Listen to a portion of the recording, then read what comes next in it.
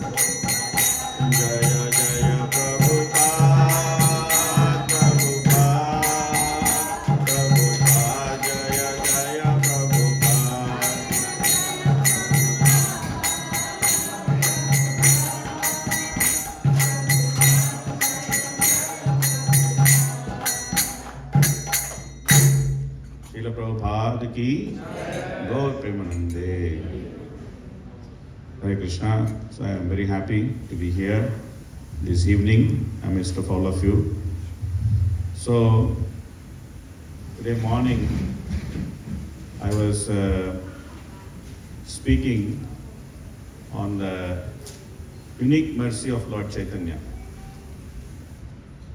So on that topic we are discussing different points that what is very unique about Lord Chaitanya's mercy.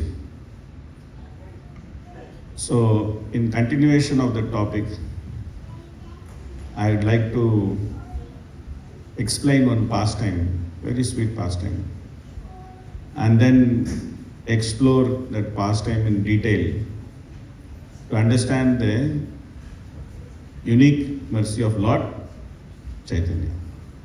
So before getting into the pastime, let us chant the invocation prayers. Om Ajnanatimirandasya Jnananjana Shalakaya Chakshurunmilitam Yena Tasmai Shri Gurave Namaha Sri Chaitanya Manobishtam Stapitam Yena Bhutale Swayam Rupakada Mahyam Dadadi Sapadantikam Vandeham Shri Gurun Shri Yuta Padakamalam Shri Gurun Vaishnavamscha Shri Rupam Sagrajatam Sahagana Raghunathanvitam Tam Sajivam Sadvaitam Savadutam Parjana Sahitam Krishna Chaitanya Devam Shri Radha Krishna Padan Sahagana Lalita Shri Vishakhanvitamscha He Krishna Karuna Sindhu Dinabandho Jagatpate Gopesha Gopika Kanta Radha Kanta Namostute Tapta Kanchana Gaurangi Radhe Vrindavaneshwari Vrishabhanusute Devi Pranamami Haripriye Vancha Kalpatarubhyascha Kripa Sindhubhya Vacha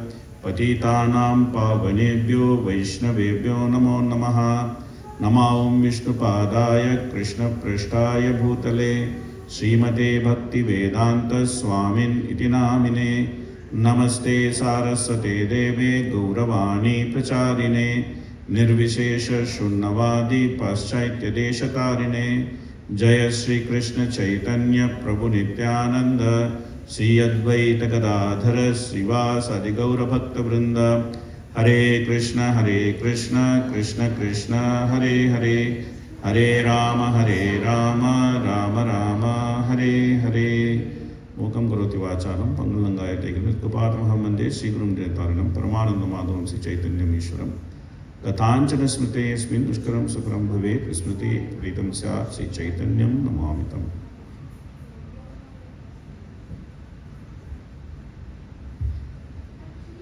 So Lord Chaitanya, when he was in his youth, he performed many pastimes in Mayapur Dham.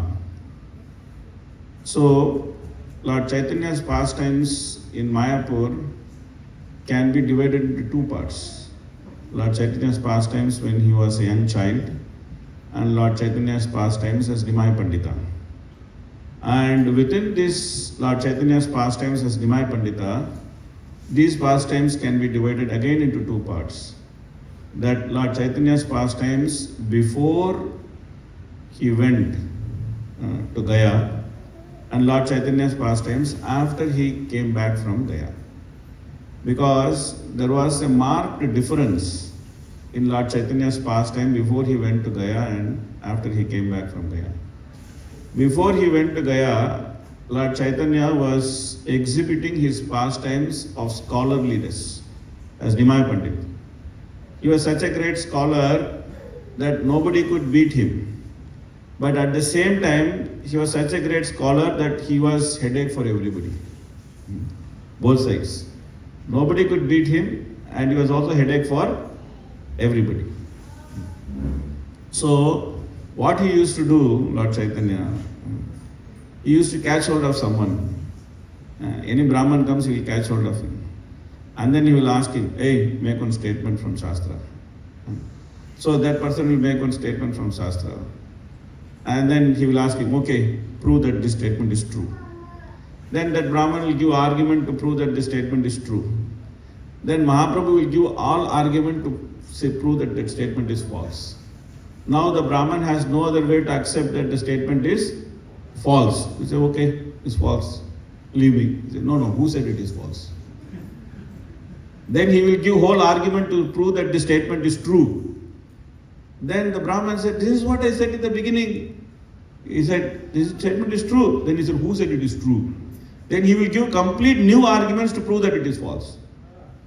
So this way, everybody was afraid of Nimai Pandit because they know if Nimai Pandit catch him, then they are finished.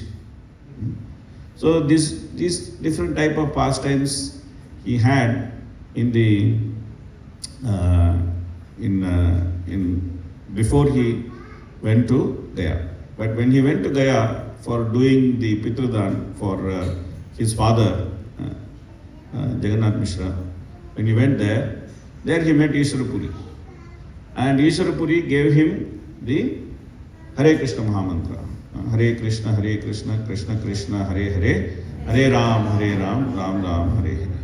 So before that, the Vaishnavas of Nadia district, they had this great aspiration that this Nimai is so intelligent.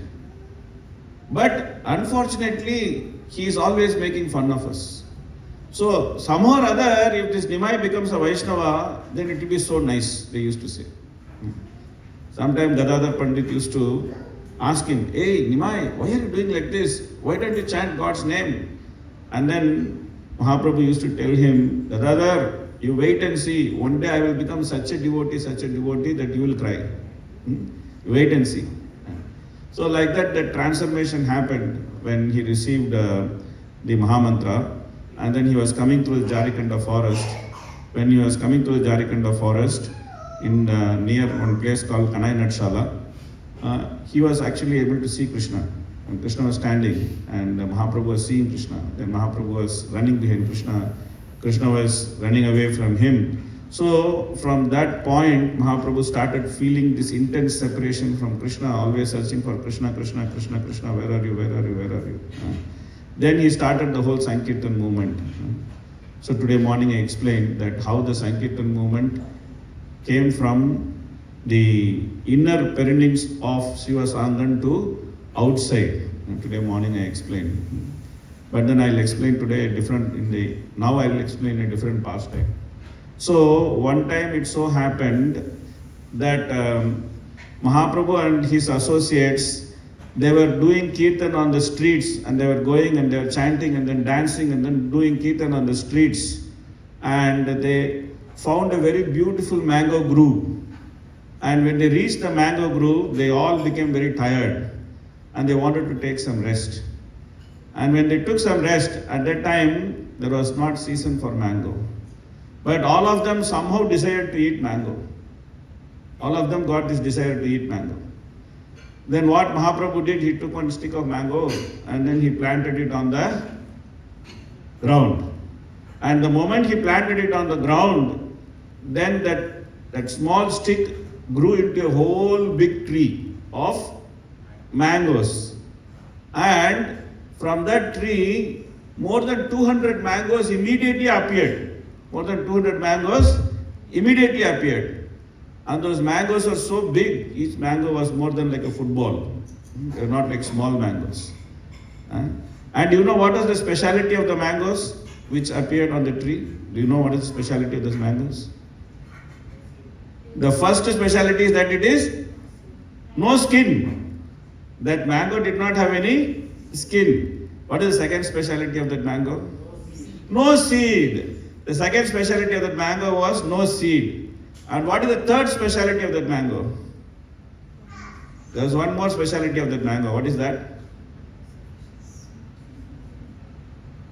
If you eat one mango, you are done for the day. You cannot eat anything more.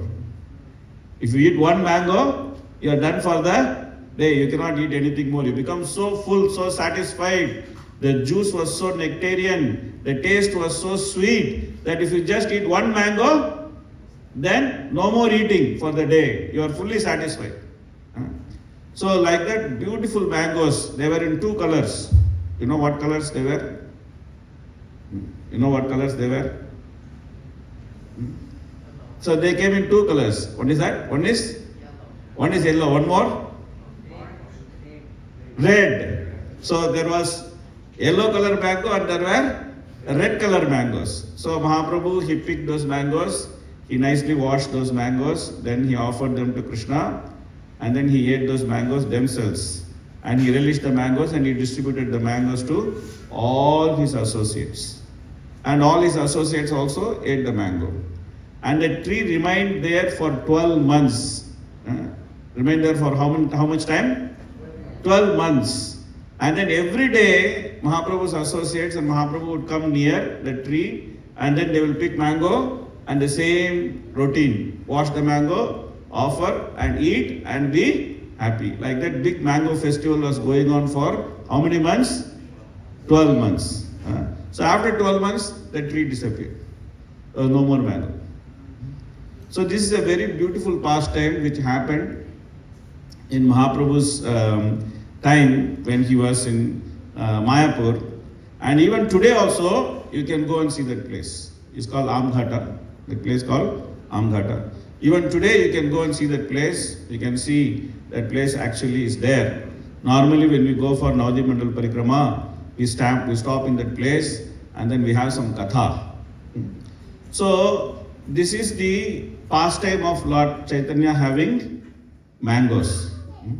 But this pastime has many lessons for us. This pastime has many lessons for us, not one or two. It has many lessons for us. So let us try to analyze few lessons from this pastime because we don't have time to analyze all the lessons from this pastime. Let us try to analyze few lessons from this pastime. Okay. So the first point is that Mahaprabhu and his associates, they were doing kirtan and they were resting and then they got the desire to eat mango when it was not mango season. When it was not mango season. So the lesson or the very beautiful point which we actually get from this desire is that Kali Yuga is not the time for doing bhakti. Kali Yuga is not the time for getting love of Godhead. This is not the season. Kali Yuga is the season for what? Kali Yuga is the season for is then prayana alpayasa sabya kalavasmi nigajana Manda Sumanda Madayo, Manda Bhagya Nahi Upadrita. Kali Yuga is the season for getting troubled, the season for fighting with each other, it is the season for having so much of disturbance. Of course, it is happening in the outside world. So, it is not the season for getting love of Godhead. Kali Yuga is not the season for getting love of Godhead. But Mahaprabhu and his associates, even though it was not the season, even though the people of Kali Yuga are not qualified to get love of Godhead, they simply came to give that love of Godhead to all of us despite all our disqualification. Despite all our disqualification. So this is the most important aspect of Mahaprabhu and his associates wanting to eat mango when there was not mango season. This is what it indicates, that they actually want to give us something very valuable, even though we are not destined to get it. So we should not think, oh, I am very qualified, so that's why I came to the ISKCON movement. So we came to the ISKCON movement because we are disqualified. This is Mahaprabhu's mercy. Mahaprabhu's mercy is that disqualification is the qualification for a person to get Mahaprabhu's mercy. So, the mango season not being there, it shows the disqualification of the people of Kali Yuga. The desire of the associates and Mahaprabhu to eat mango at that time shows that their desire to give us love of Godhead, even though we are not qualified to receive that. So this is the first lesson. So we should be very fortunate. We should be very fortunate.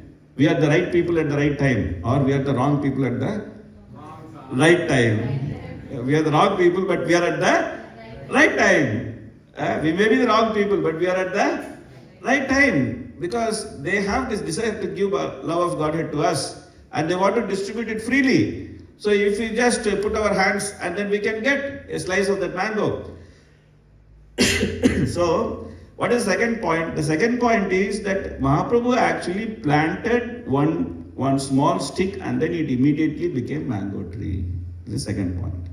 So from this point we can understand that even though self-realization is a very, very difficult thing, and the process of self-realization is very long, it is not simple, it is not small, it is not simple. In Satya Yuga, 20,000 years of meditation to get self-realization, that too only to see Paramatma, not to get love of Godhead, not to get love of Godhead. In Treta Yuga, you chant so many mantra, you make big yajna, you throw animal, get it alive, all big headache to get self-realization. In Dwapara Yuga, in order to be self-realized, you have to be perfect Brahman who can worship the deity. So much of self-realization is not such an easy process. But however, in Kali Yuga, we are getting self-realization simply by chanting the holy name. Hare Krishna, Krishna Krishna, Hare Hare. Hare Rama, Rama Rama, Hare Hare. And that also, Prabhupada said, now we are talking about Mahaprabhu's mercy. Without talking about Prabhupada's mercy, we cannot talk about Mahaprabhu's mercy. So, Prabhupada told his disciples that don't worry, I will take you to Goloka by the back door. He said, I have the back door entry to Goloka. I'll take you to Goloka by the back door. He told us that you simply follow my instruction. So the point is that the process of self-realization which is given by Mahaprabhu is so easy and so sublime that within a short time, even a person who is not qualified, he can become qualified. He can become qualified. Prabhupada said that in this lifetime we can go back home, back to Godhead. So this is the significance of the tree growing immediately. This is the significance of the tree growing immediately. Okay. Now when the tree grew immediately, then what happened? What happened? Mango fruits came. The mango fruits came. And what is the nature of mango fruit? We said two things. Only that no skin, no seeds. Okay. So what does no skin mean? No skin means that the bhakti which we practice, that should not be covered by karma or jnana or unnecessary things. In Nectar of Devotion, Rupa Goswami is saying that Anyabhilashita Sunyam Jnana Karmadi Anavratam Anukulyena Krishnanasilana Bhakti Ruttama. So whatever we do, we have to simply do it for the pleasure of Krishna. It's a very simple way we understand bhakti. Our understanding of bhakti is not very complicated. Sometimes devotees get too much into tension. They start asking some question, how to balance material life and spiritual life? They ask this question, how to balance material life and spiritual life? The answer which Bhagavatam gives is that there is no need to balance material life and spiritual life, because a devotee has no material life. A devotee only has spiritual life. So there is no question of balancing material life and spiritual life. But within our spiritual life, we have two types of activities. One type of activity is directly Krishna conscious. Like we chant the holy name Hare Krishna, Krishna Krishna, Hare Hare, Hare Rama, Rama Rama, Hare Hare. You don't have to make it Krishna conscious. It's already Krishna conscious.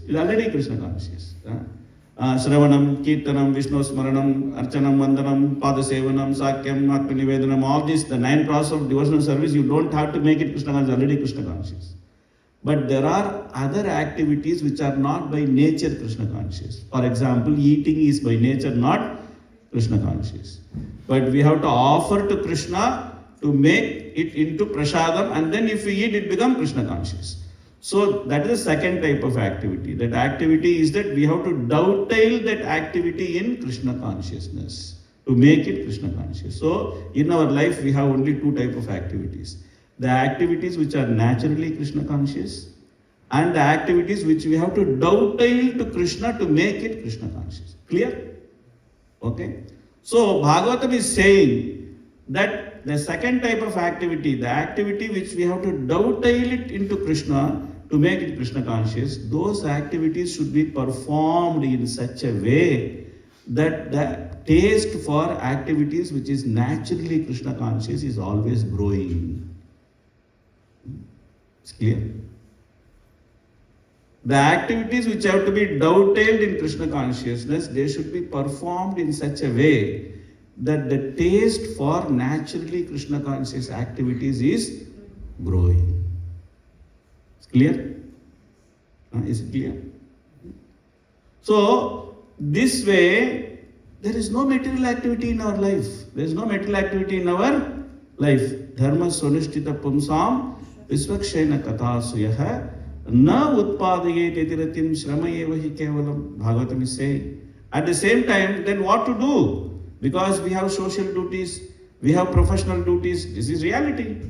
We have duties which are social in nature, we have duties which are professional in nature. How to do them? So Bhagavatam is saying, Atapumya Dujashreshta Varnashrama Vibhagashaha Swanushthitasya Dharmasya Samsiddhir Haritoshanam. Simply, if we are able to do every activity for Krishna's pleasure, whatever we do, we tell Krishna, Krishna, I did this, this is for your pleasure. Kayena vacha manasendriyeva buddhyatmana vanushrita svabhava karomi yat yat sakalam parasmai narayanayeti samarpayami. If we offer everything to Krishna, offer everything to the Lord, then it becomes Krishna conscious. So there is no covering of karma, there is no covering of jnana, everything is Krishna conscious. So the devotional service which we perform, it should be like a mango without skin. It should be like a mango without skin. Okay, this is the significance of that mango not having skin. Now there is one more significance. What is that? That mango was not having seed. What is the significance of mango not having seed? Not expecting any result. Not expecting something for ourselves in Krishna consciousness. Right? When we perform Krishna consciousness, we should simply do Krishna consciousness for Krishna's pleasure. We should not have some ulterior motive. Okay, this ISKCON people are very good. Many nice people are there in ISKCON. So let me join ISKCON and let me increase my business prospects by joining ISKCON. We should not join ISKCON for all that. We should simply join ISKCON to please Krishna. So in practicing bhakti, there should not be any hidden motive. The seed is not visible. When you see the mango seed is visible, no, it is not visible. It is inside, it is hidden. So like that, while practicing bhakti, we should not have any hidden motive. So this is the significance of the mango not having seed. So the mango not having skin, the mango not having seed. Now what is the next point about the mango? You eat one mango, you are completely satisfied. You don't have to worry about eating any other thing. You are completely satisfied, right? What is the significance of eating that mango and getting completely satisfied? That in Kali Yuga, simply by chanting the holy name, we can get everything we want in our Krishna consciousness. There is nothing else required in Kali Yuga. We don't have to do this, we don't have to do that. There is no other process which is required in Kali Yuga to get love of Godhead. Simply by chanting the holy name, Hare Krishna, Krishna Krishna, Hare Hare, Hare Rama, Rama Rama, Hare Hare, we can actually get perfect self-realization in Kali Yuga. So this is the topic of the mango satisfying, one mango satisfying the person completely. We can be completely satisfied in Kali Yuga simply by chanting the holy name. We can try to find satisfaction in so many different ways, in so many different places, in so many different ways, but we'll always be dissatisfied. We'll always be dissatisfied. But if you are able to chant the holy name, the moment we start chanting the holy name, to the extent we are sincerely chanting the holy name, to that extent we'll be completely satisfied. So this is the significance of one mango satisfying the person who is eating it. Now, Mahaprabhu, what he did after he got the mango? What he did? You remember what he did in the past time? He cleaned the mango. He cleaned the mango. So what is the significance of cleaning the mango? The significance of cleaning the mango is that if Krishna has to accept us, our heart has to be clean. Our heart has to be clean. When the heart is clean, when the clean heart is offered to Krishna, it is easy for Krishna to accept us. Now how to clean the heart? Some detergent is there to clean the heart? How to get that place? That's very nice. But how to get there?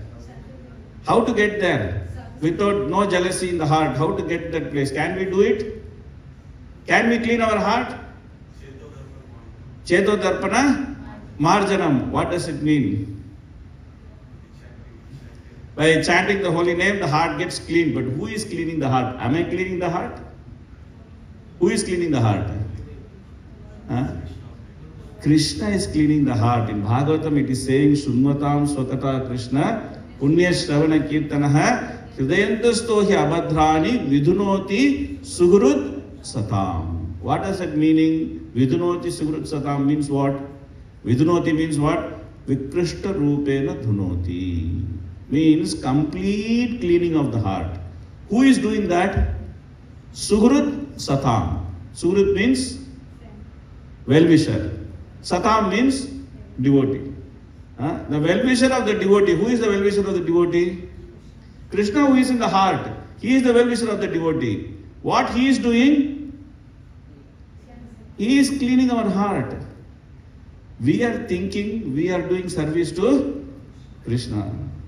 And sometimes we become very proud. No, oh, I did so much service today. I did so much service today. Sometimes we also start thinking, oh, if I am not there, what these people will do? What these people will do? I am doing so much service. That is why this whole temple is running. This whole yatra is running. If I am not there, Then these people will know what kind of service I am doing. But actually, who is serving whom? Who is serving whom? Krishna is serving us. We are doing this much service, and Krishna is doing this much service. Because to clean this temple hall may be very easy, but to clean our heart is not so easy. We have millions and lifetimes of jealousy, kama, krodha, lobha, moha, mada, matsarya. Everything is there in our heart. Millions and millions of lifetime, we have saved it nicely, like a saving we have made it, and we have kept it in our heart. So much is there, and it has to be clean. So who will clean it? Krishna will clean it. So what we have to do? We have to simply agree to hear Krishna Katha and chant Krishna's names. We have to do two things. What we have to do? Hear Krishna Katha and chant Krishna's names. We have to agree. We have to agree to do this. If we agree to do this, what Krishna will do? Krishna will clean our heart. So this is the significance of Mahaprabhu cleaning the mangoes, because he is the Supreme Lord himself. He is the Supreme Lord himself. So he is the one who can clean our heart. We cannot clean our heart. By our own effort, we cannot clean our heart. So he has to clean our heart. So this is the significance of Mahaprabhu cleaning the mango. After cleaning the mango, what Mahaprabhu did? What he did? Offered it to Krishna. This is a very important thing. So Mahaprabhu is showing whatever we have to eat, we have to offer to Krishna. We have to offer everything to Krishna. That without offering to Krishna, we cannot eat. Krishna is saying in Bhagavad Gita that when everything is offered to Krishna and then we have it, it becomes prasad. But when it is not offered to Krishna, we try to have it, then what happens? It becomes sin. Yajnashishta sinasanto muchyante sarvakil vishay bhunjate te tagam papam epachanti atma karana. Krishna says. If one wants to simply eat for his own enjoyment without offering to Krishna, then it becomes sin. But if you offer to Krishna, and then we can enjoy, no problem. How much ever gulab jamun you want to eat, you eat. But you offer to Krishna. First let Krishna eat. Then after that you eat 10 gulab jamun, 15, 20, whatever you want to eat, you eat. No problem. So, therefore, Mahaprabhu is showing a very important thing, that we should always take prasadam. So that is the significance of Mahaprabhu offering the mango. After that, what Mahaprabhu did? What did he do? What did he do? What did he do? He tasted it himself. Okay? He tasted it himself. So, of course, if we have to explain this, it will take 2 hours. Okay?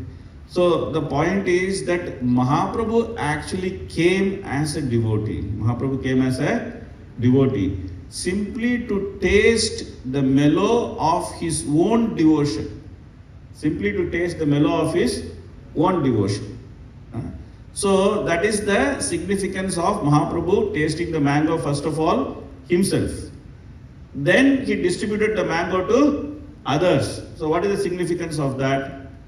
What is the significance of that?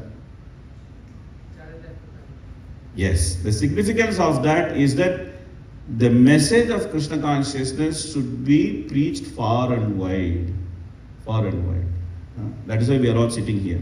Just because Mahaprabhu distributed that mango to everybody, we are able to sit here in, what is this place? Burlington. And we are able to hear Krishna Katha today. If Mahaprabhu had not distributed the mango, then what would happen? No Krishna Katha in Burlington. So therefore, Mahaprabhu distributing the mango, it actually signifies that Mahaprabhu's desire that Prithivita Achet Jata Nagaradigram Sarvatra Prachara Hoibe Moranam. This Mahaprabhu's desire to spread the message of love of Godhead all over the world. This distribution of mango signifies that. So Mahaprabhu distributed mango to everybody. Now in between left one point. What is that point? The mango was 2 colors. You know what are the colors? You remember what colors? Yellow and red. The mango was not one color. The significance of the mango being in 2 colors is that everybody can take up to Krishna consciousness. There is no restriction for any one person or one class. The Krishna consciousness is not meant for one type of people or one class of people. It is meant for everybody. All variety of people can become Krishna conscious. It is not restricted that only this person should become Krishna conscious, that person should not become Krishna conscious. Becoming Krishna consciousness is everybody's birthright. Everybody can become Krishna conscious. Okay. So then every day they enjoyed the mango. Every day they enjoyed the mango. They came every day and every day they enjoyed the mango. What is the significance of coming every day and enjoying the mango? The significance of coming every day and enjoying the mango is that the process is so simple and the process is so sublime that if we actually enter into the process, every day is an enjoyment. Every day is an enjoyment.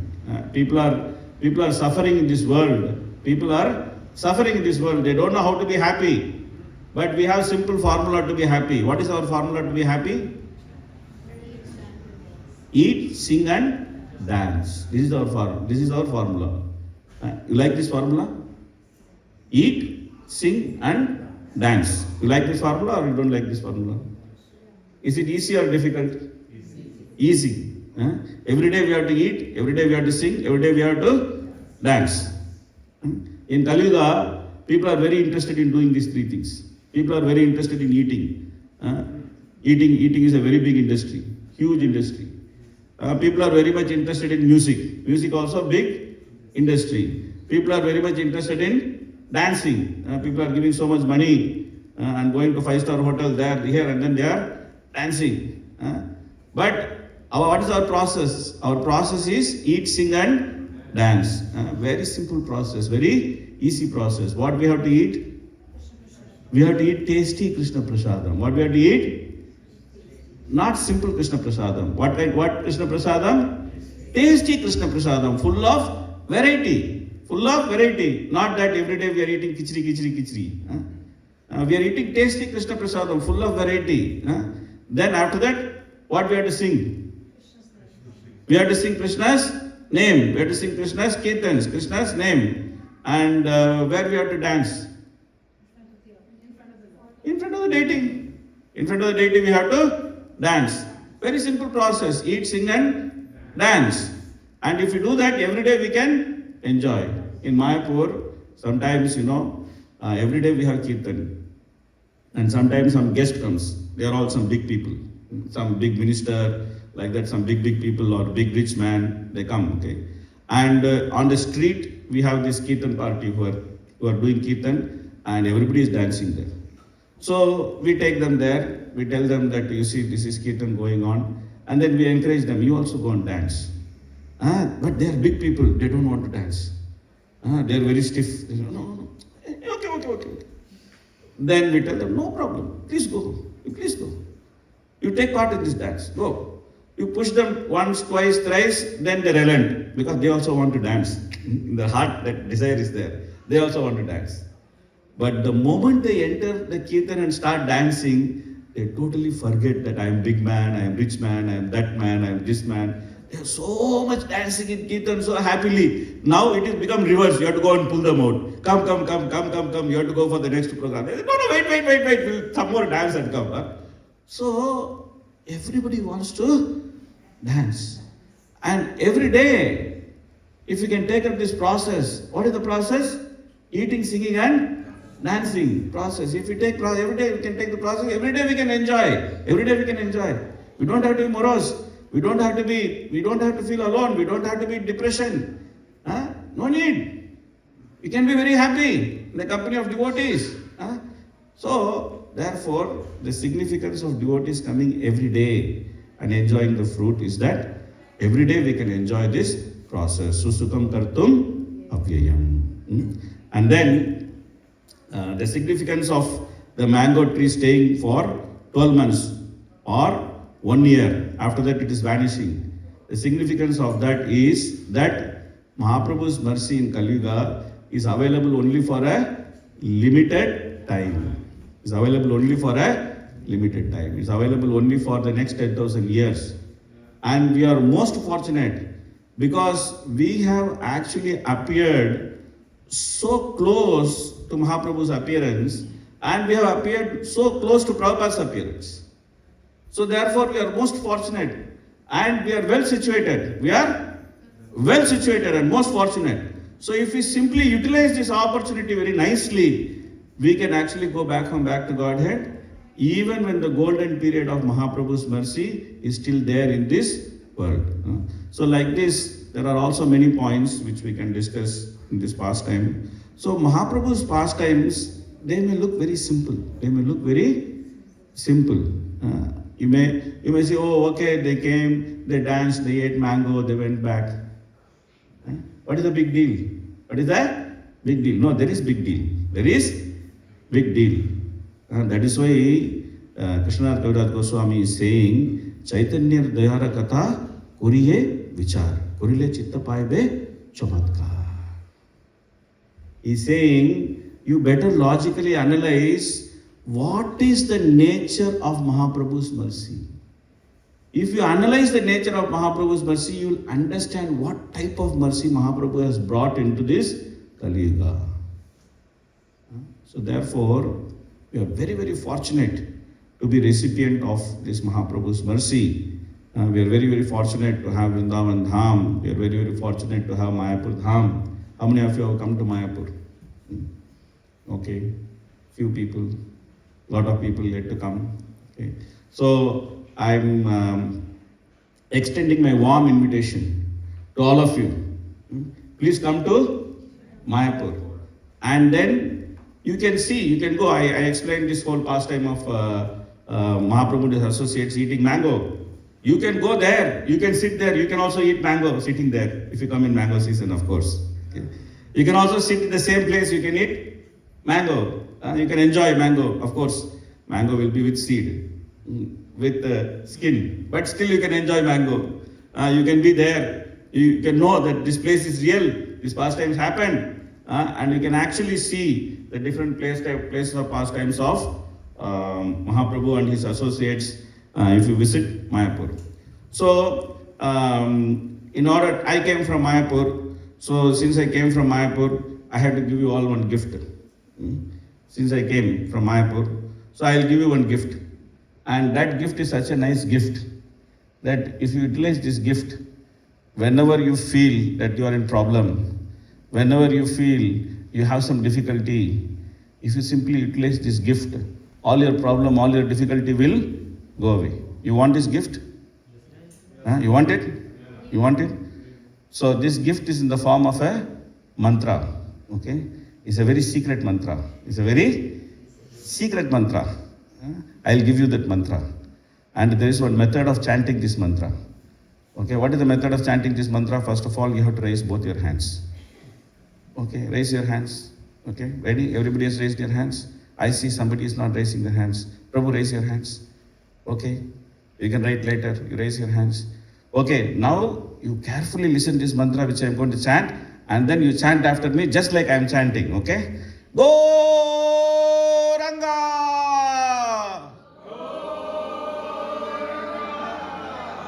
Gauranga!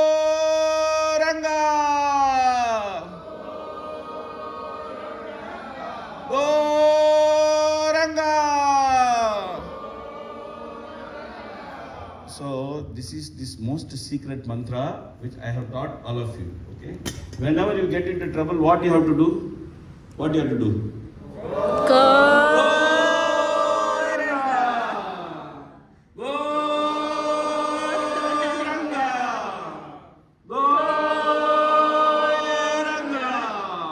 How do you feel?